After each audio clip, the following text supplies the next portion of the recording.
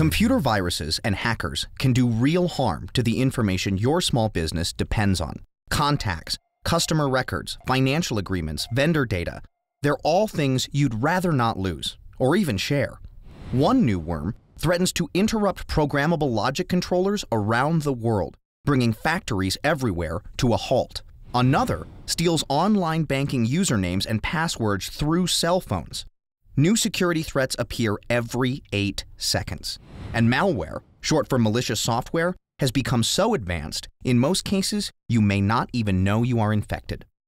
Let's see how one company in the travel business approached security threats and unwanted activities.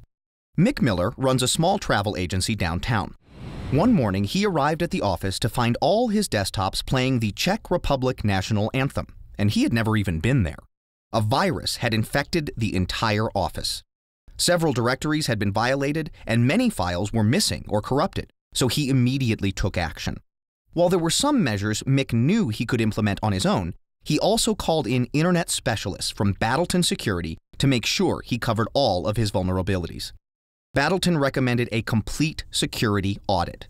What they found astounded Mick.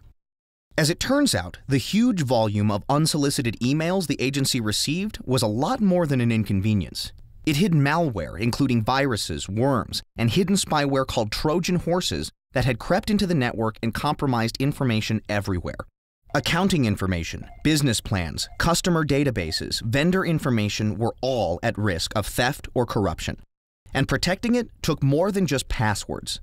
Dependable security requires multiple layers of protection, updated constantly. To start with, Battleton advised a change in behavior with Miller's staff. Rather than freely browsing any website, they were encouraged to avoid sites that generated a missing certificate warning. Battleton installed spam filters that protect against spam, virus, spoofing, phishing, and spyware attacks.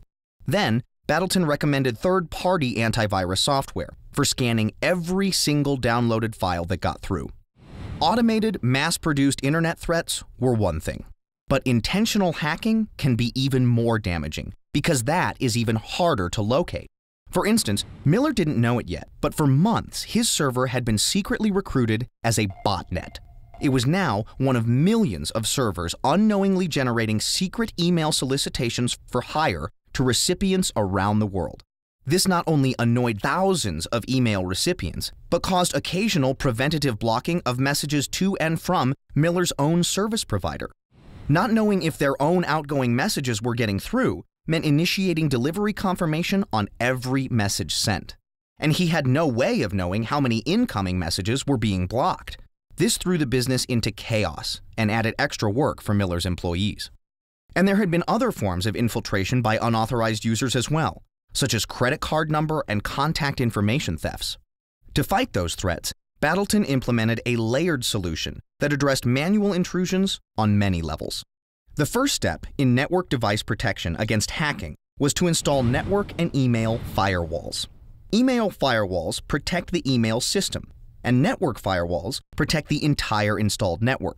After Battleton installed the firewall that came with Miller's internet service, visitors to the network needed password and previous approval from the system administrator.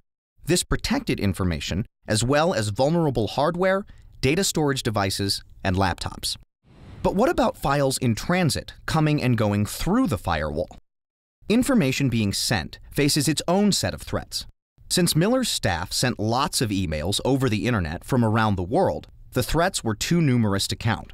The internet is, after all, a public network. So Battleton set up a virtual private network, or VPN, which is a network which only approved users, recognized by Miller, could access. No one who was excluded from the network could violate the information being sent over it. To further prevent hackers from accessing sensitive documents, Battleton recommended encryption of all documents and files. Encryption scrambles all the information until a passcode is provided for user access. And this protection can apply to information where it is stored, as well as while it is in transit.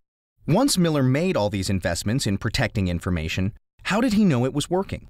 One of the benefits Miller got from his relationship with Battleton was a monthly report that tallied the number of viruses intercepted and eliminated, as well as intentional, manual intrusion attempts. So, not only did business go on uninterrupted, Miller had proof his investment in security was paying dividends. Although Miller hired Battleton for security measures, he could save a little money by implementing security on his own. Or there was another alternative Miller could consider. With remote hosting by a third party, all the security measures could be implemented and updated by full-time professionals. The extra layer of redundancy assures files are safe. He would pay for this service, but it was one less thing to worry about.